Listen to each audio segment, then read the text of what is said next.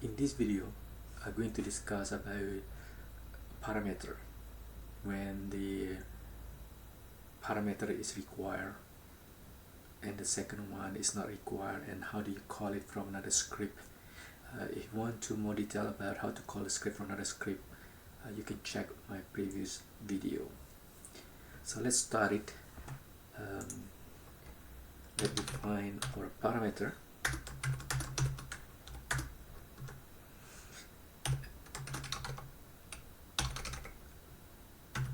And my first parameter, and I'm going to set this one as true.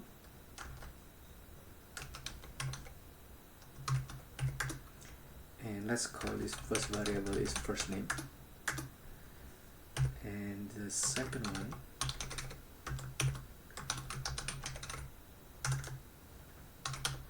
I'm going to set this one as false.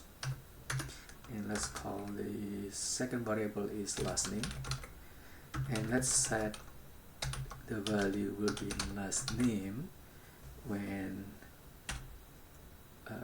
the user does not provide the value for that parameter. And let's write this output, and let's first name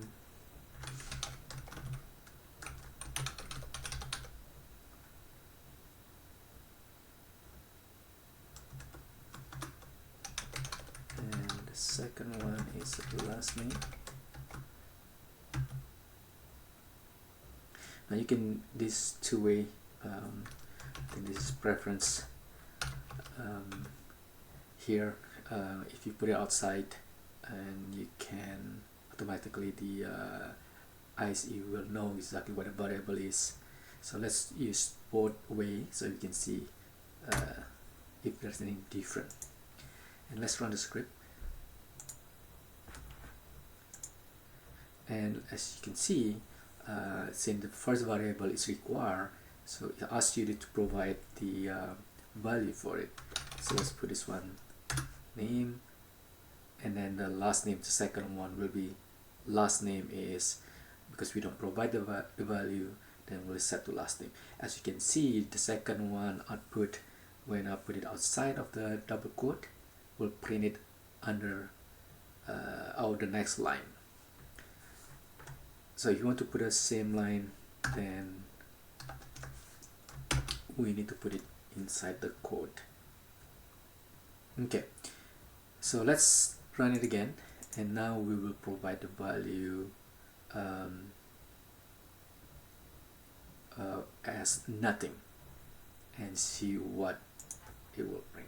So the first name, I'm going just to hit enter, and you can see the first name is nothing.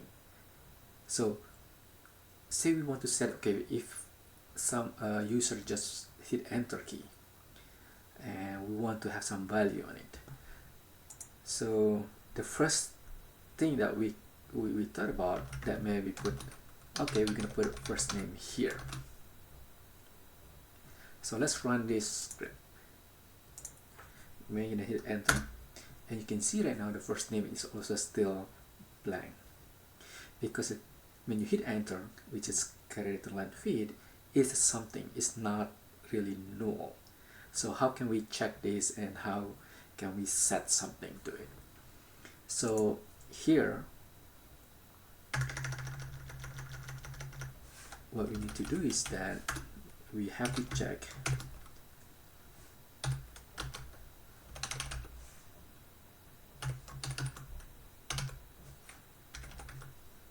the value or the variable of first name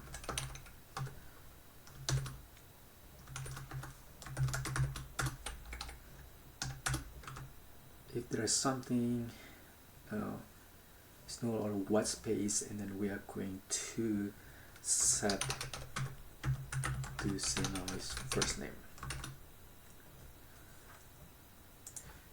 So let's run this again, and we are going just to hit enter.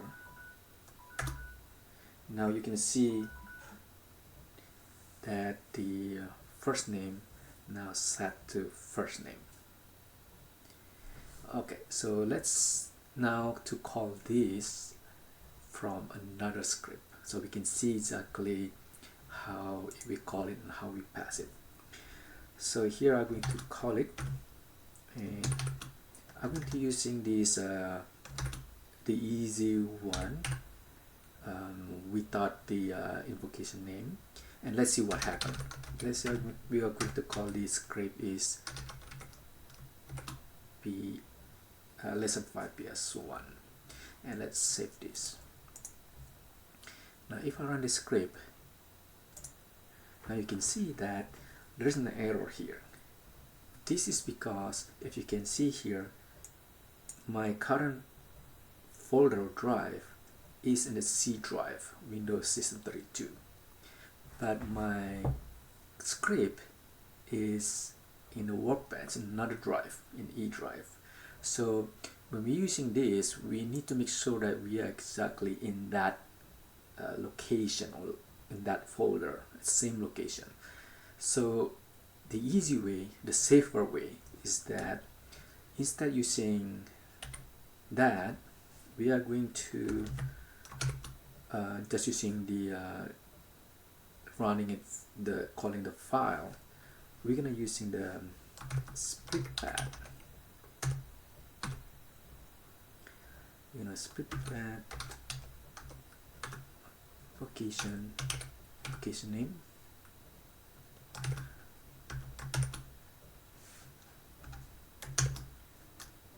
So here we're gonna call that using the split pad, which is gonna grab the folder of where this script, and because we know exactly where they are, and it doesn't matter, I know where the drive that we're running on, and it will call that.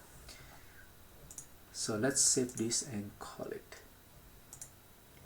Now it called that first script, and because we don't pass any variable or the value for the first variable, so we have to provide it, and now you can see we print it. Let's say now we provide this first variable, since it's require, and then we're not gonna provide any value for the second because it's set to false anyway. And if we run the script again, if you can see now, it put the value that we provided for the first name and the last name because we don't provide it, and then it will go to the default, which is the last name. And now we provide the value for the second parameter, and let's run this again. Now you can see that the first name and last name, it will print out based on the value that we pass to that parameter.